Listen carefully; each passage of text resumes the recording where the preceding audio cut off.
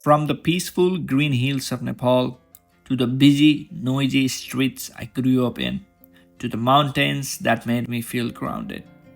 This is what I left behind: my family, my home, my roots. I said goodbye, not knowing what was waiting ahead.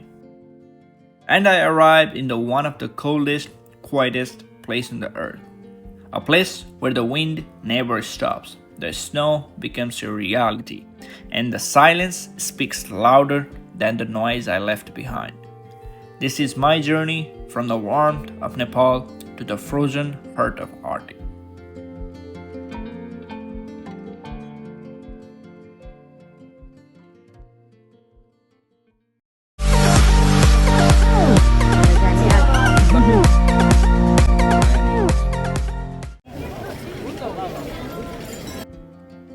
I grew up in Nepal, a place full of life, family gathering, street food, laughter, and the sound of traffic and temple bells. But in all that warmth, there was a part of me that dreamed bigger. भूतकाललाई बिर्सिएर भूतकालमा भएको अब तलमाथिको हुन्छ नि त त्यसो कुरा भूतलाई बिर्सेर वर्तमानलाई अहिले वर्तमानमा औँलाएर भविष्यलाई बनाउने सोचमा हामी अगाडि बढेको छौँ। आजको मेन उद्देश्य नै त्यही हो। र अब आज बहुत खुसी लाग्यो म मामासित छु भनेर। आज मामासित सँगै नुहाइ धुवाइ पनि गरियो। ल आमा हेलो भन्दिनु ल हेलो भन्दिनु। हेलो बाबु हेलो नाति खै के छ एउटा नाति गइसक्यो एउटा नाति ल ल अब भन्नु I wanted more than just comfort. I wanted opportunity, a new life where I could grow, work hard, and build something for myself. Canada always felt like that dream, a land of possibilities. But chasing that dream meant one thing: leaving everything behind. I remember the moment I got my visa. I was excited but also scared. My parents tried to be strong, but I saw in their eyes they were proud but also worried. Saying goodbyes at the airport was one of the hardest things I ever done. I wasn't just traveling, I was leaving home. 5 minute मात्र बाँकी थियो कि म तुफान पुगेँ म यता आउँछु भने भेट भयो। Honestly, looking back now, it all feels like a blur, like life changed in a blink of an eye.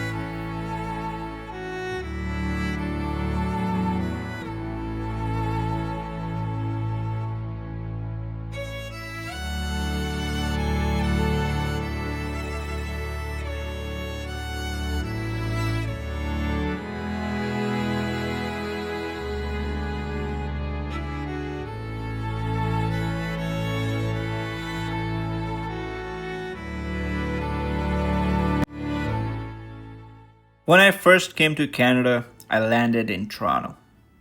Everything felt fast: the airport, the people, the cars. But it also felt exciting. I still remember how cold the air was, but how warm the energy felt inside.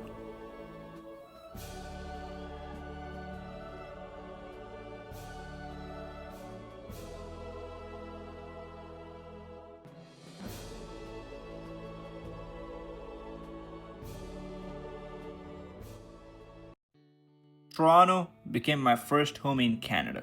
I met friends, explored the city, tried food from all around the world, learned how multicultural the country really is.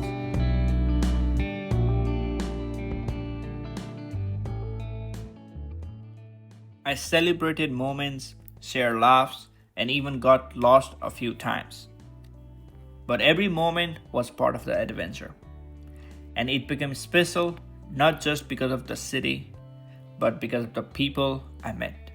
I made amazing friends. Some of them were also new to Canada, like me, and we shared the same fears and dreams. Others had already been here for a while and helped me adjust, give me advice, and make me feel I wasn't alone.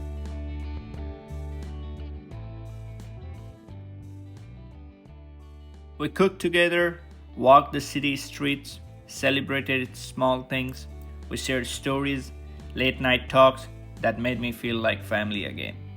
In those moments, Canada did not feel foreign anymore. I thought I would stay in Toronto longer, but life had a different plan. I got an opportunity and decided to move far north, to a place I never heard before, Iqaluit, Nunavut. I didn't know what to expect. I only knew it would be different. The day I landed in Iqaluit, it did not feel real. I looked out the aeroplane window and saw nothing but endless white, frozen land, icy rivers, no building, no big city skyline. When we stepped out of the plane, the cold hit like a slap. It wasn't just cold, it was wind, ice, and silence all at once. The airport was small, just a few people, few bags, no noise. I had officially arrived in one of the most remote places in Canada, and I had no idea what to expect.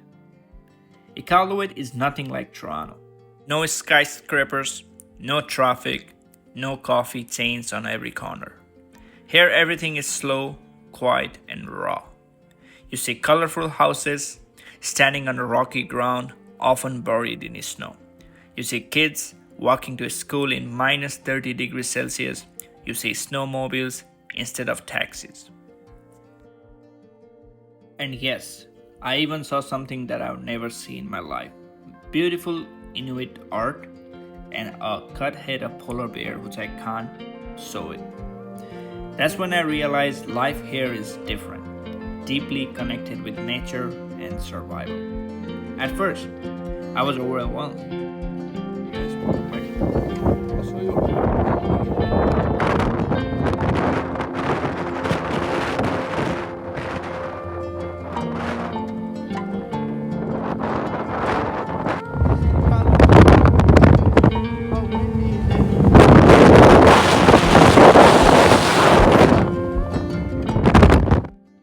The cold was painful.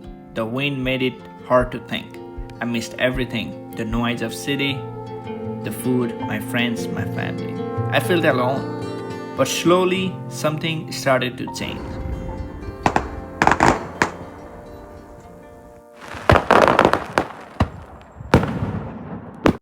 And here, I have a buddy. Sukbal. Hello. I learned how to layer my clothes properly, how to walk on icy roads. At first, it was a small conversation, and slowly those turned into laughs, stories, and inside jokes.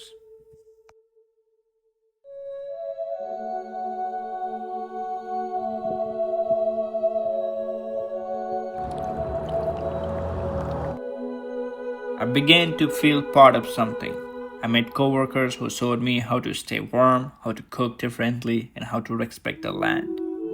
And those connections, that what's helped me to survive the hardest days.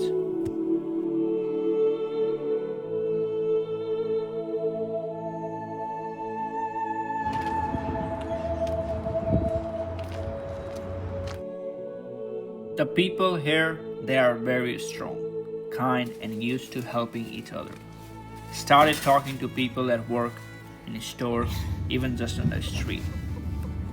And even though I was far from home, I felt like I found another one.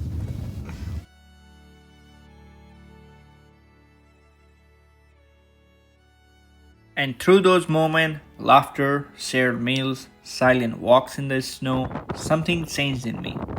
I started to adapt. I started to feel stronger.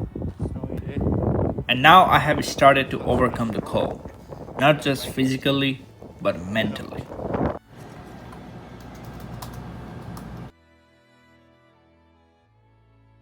I learned things that I never learned in classroom. How to fix a zipper in a freezing wind, how to cook with that what you have, how to listen more than you speak.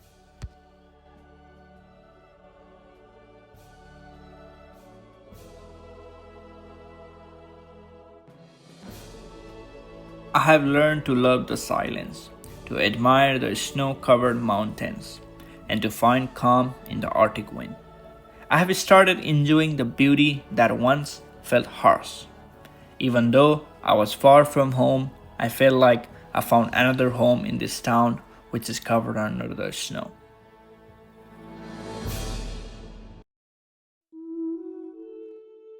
At the end, Iqaluit taught me that you don't need big cities or bright lights to grow.